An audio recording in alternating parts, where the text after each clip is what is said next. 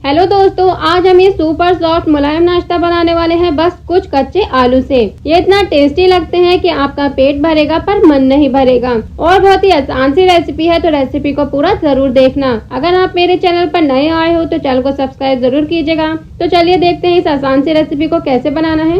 तो देखिए, इसके लिए ये मैंने यहाँ पर 4 मीडियम साइज के आलू लिए हैं और इन्हें मैंने इस तरह से छोटे छोटे पीसेस में काट लिया है और एक कढ़ाई में डाल लिया है। अब मैं इसमें 2 गिलास जितना पानी डाल लूंगी और इन्हें उठाकर गैस पर रख दूंगी।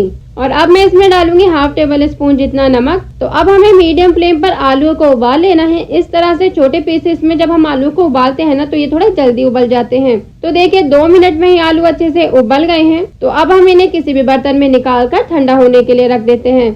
तो देखिए इतने आलू ठंडे हो रहे हैं। ये हमने ले लिया है आधा कप जितना नीम गर्म दूध और इसमें लगभग 1.5 चम्मच जितनी हम चीनी डाल लेंगे और इसी के साथ ही आधा चम्मच जितनी हम इसमें डाल रहे हैं यीस्ट। तो ये इंस्टेंट यीस्ट है जिससे हम खमीर भी कहते हैं। तो अगर आप पे यीस्ट ना हो तो आप बिल्कुल भी परेशान ना हो। आपको इसके जगह रेसिपी में क्या यूज करना है वो मैं आपको आगे रेसिपी में बताऊंगी। फिलहाल हमें इसे 1 से 2 मिनट के लिए साइड में रख देना है। और देखिए जो आलू हमने उबाले थे वो भी ठंडे हो गए हैं। तो अब हम इन आलूओं को भी मैशर से मैश कर लेंगे। आलूओं में बिल्कुल भी गुठलियां नहीं होनी चाहिए। बिल्कुल अच्छे से आपको इन आलू को ग्रेट या फिर मैश कर लेना है। तो आलू मैश हो गए हैं। तो देखिए अब मैं ये इसमें डाल रही हूँ 1 कटोरी आटा। आप आटे की जगह पर मैदे का भी इस्तेमाल कर सकते हैं। और हाफ टेबल स्पून जितना स्वाद अनुसार मैं इसमें नमक डाल लूंगी। और जो हमने खमीर वाला दूध बनाया था ना वो सारा दूध भी हम इस नाश्ते में डाल लेंगे। और बस अब हमें इसमें कुछ नहीं डालना है। तो अब हाथों से अच्छे से मसलते हुए हमें इसका एक सॉफ्ट सा आटा लगा करके तैयार कर लेना है।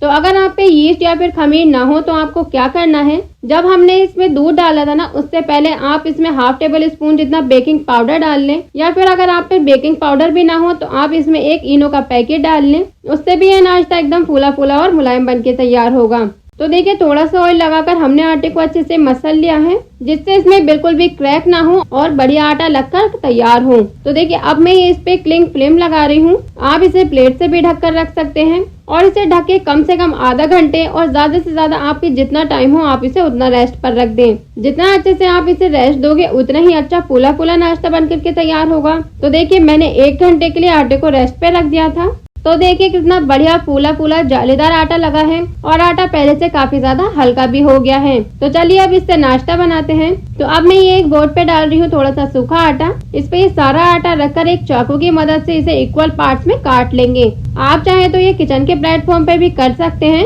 तो अब आटे में से एक पोर्शन लेना है और इसे इस तरह से हाथ से घुमाते हुए उसका पेड़ा लगा करके तैयार कर लेना है। और सेम इसी तरह से सारे आटे के पेड़े बनाकर रख लेने हैं। और 1 कटोरी आटे और आलूओं में मैंने 8 पेड़े बनाए हैं। अगर आप थोड़े छोटे पेड़े बनाएंगे ना तो आपके 10 पेड़े आराम से बन जाएंगे। तो देखिए अब मैं ये इसे हल्के हाथों से घुमाते हुए इस तरह से बेल रही हूँ। जैसे कि हम घर में रोटियां बनाते हैं ना बस उतना ही मोटा हमें इसे रखना है।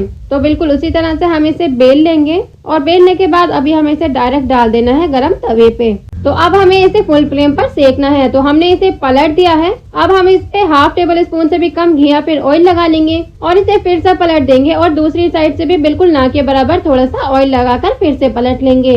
और बस इसी तरह से फुल फ्लेम पर हमें इसे 20 से 30 सेकंड के लिए सेकना है। अगर आप इसे स्लो फ्लेम पर सेकेंगे ना तो ये हार्ड हो जाएगा, इसलिए इसे फुल फ्लेम पर ही सेकना है। इसी तरह आपको बहुत कम टाइम में ये ढेर सारा नाश्ता बन करके तैयार हो जाएगा। तो मेरी आपसे एक रिक्वेस्ट है कि अगर आपको मेरी ये रेसिपी पसंद आई हो तो मेरे चैनल को सब्सक्राइब जरूर कीजिएगा। आपका एक सब्सक्राइब हमारे लिए बहुत ही ज्यादा जरूरी होता है। तो देखिए ये कितना सॉफ्ट नाश्ता बन करके तैयार हो गया है, एकदम मुट्ठी में आ रहा है। तो आप इस रेसिपी को एक बार जरूर ट्राई कीजिएगा।